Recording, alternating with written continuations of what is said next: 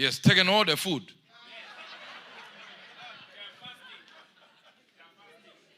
In Isaac, notice what the Bible says. It says he sacrificed his son because he knew, he had information that what he promised he will fulfill.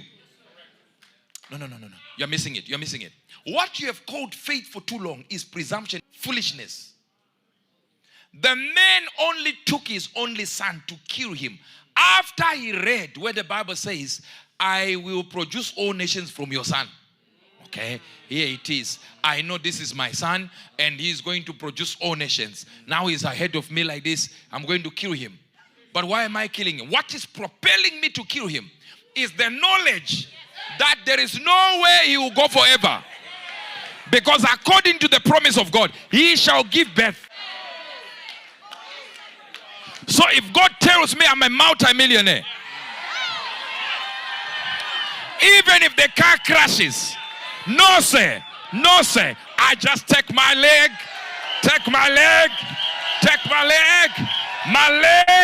and go like, hey, sit down.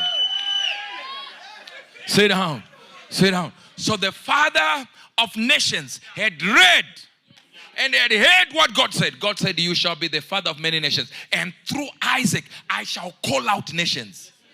Now God comes and says, kill Isaac. God is like, no problem. This one is easy. If he had 2 sons, 3 sons, 4 sons, and he's told, kill Ishmael. He knew Ishmael, there was no promise. So guess what? Isaac. You said all nations shall come out through him. So if I kill him, you will give me back.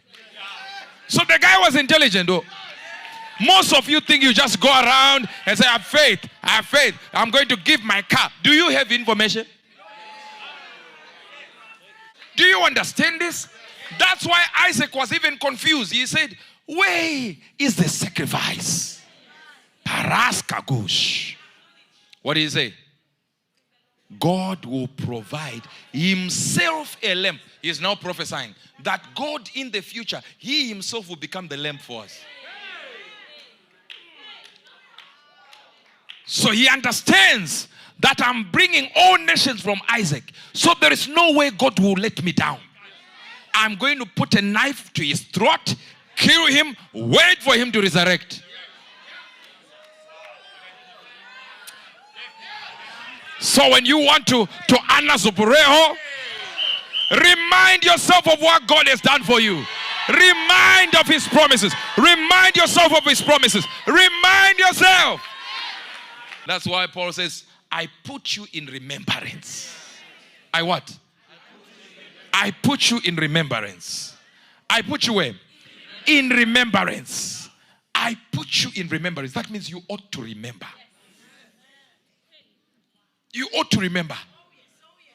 This is the reason when I come here, I tell you about Chris Oyagilome. I talk to you about Benson Ida Hossa. What am I doing? You think I just want to give you stories? No. I know it helps to stir up the gift of God in you. Why? Because the first thing to do is to remind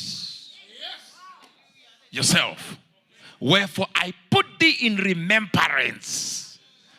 Put all the list of remembrance. This one, number 1, number 2, number 3, number 4, number 5. God did this and he said this to me. He said this. Put it on the refrigerator. Don't put A, B, C, D, E, F, G. It doesn't matter. Put the remembrance. God told me this and he did it. God taught me this and did it. I married my best friend. I did this thing. I got a school. I own a school now. I do this. I have a business for this. Boom. Every time you go to that refrigerator, you see it. You are remembering. As you remember what made you to move in that dimension. There are people here who are wondering, when am I going to move in my profession that God has given me? Listen to me. Listen to me. Start with you.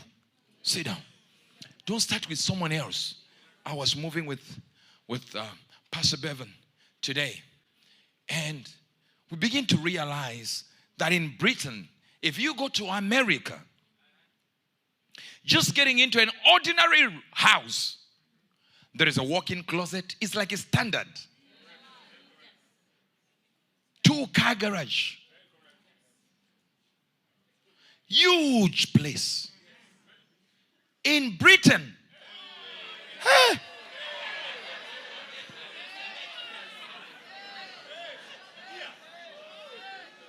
The corridor, you have to be like,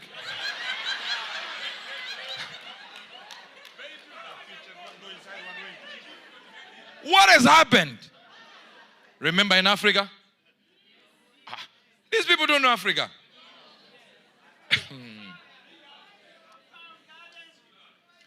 Someone asked, so what do you do when you are in Africa? This white lady said, in Africa, what do you do?